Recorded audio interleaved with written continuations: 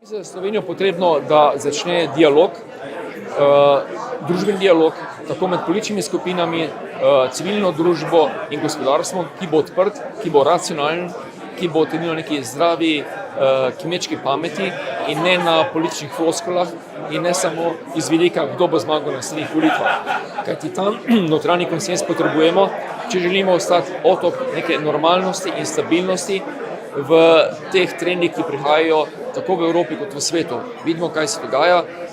Družbe, ki ne znajo reševati na demokratičen način teh konfliktov, se srečajo z pojavi, kot so rumeni jopiči ali pa diktatorskimi sistemi na drugi strani.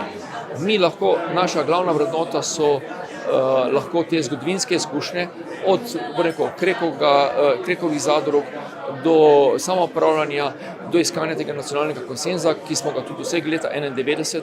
Tudi zdaj prihaja ta kritični trenutek in če bomo to uspeli zadržati, bomo postali tudi magnet za najboljše talente, za najbolj potencialna podjetja v svetu, ki bodo iskale otoke miru, stabilnosti, pravne države in dobrega načina življenja. Kajti, če bomo tu najdli notranji ta konsenz, še enkrat, potem bomo najdli tudi odgovor na prave rešitve. Danes odgovor nihče nima, ampak če bomo začeli iskati na racionalen način, bomo tudi teh odgovorov prišli.